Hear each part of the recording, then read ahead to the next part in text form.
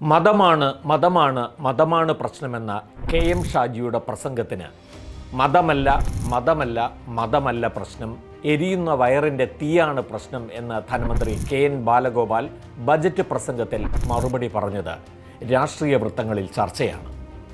എന്നാൽ മതവും എരിയുന്ന വയറും ഒരുപോലെ പ്രശ്നമാകുന്ന ഒരു വാർത്തയാണ് ഇന്ന് എഡിറ്റേഴ്സ് ടേക്ക് പറയുന്നത്. സ്വാഗതം.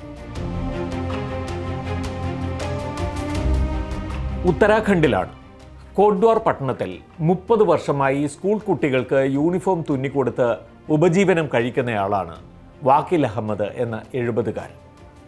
ഇക്കഴിഞ്ഞ ജനുവരി 28 ഒരു സംഭവമുണ്ടായി. ബജ്റംഗ് ദളിൻ്റെ 40ഓളം വരുന്ന പ്രവർത്തകർ കടയിൽ കയറി വന്ന് ഒരാവശ്യമുന്നയിക്കുന്നു. കടയുടെ പേര് മാറ്റണം.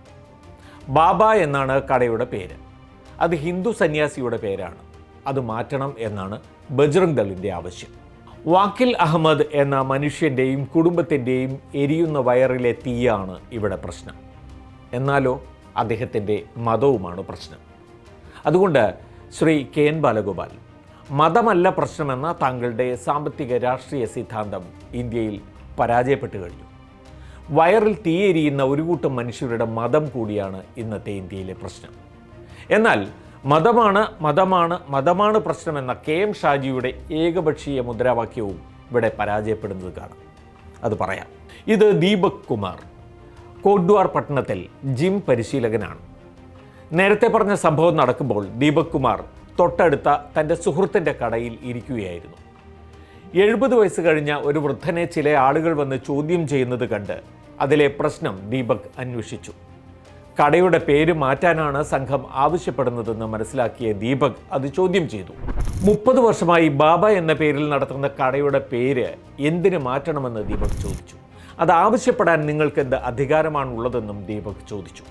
സംഘം ദീപകിനെതിരെ തിരിഞ്ഞു. പക്ഷേ ശാരീരിക ആക്രമണം വകവയ്ക്കാതെ ദീപക് ചെറുത്തുനിന്നു.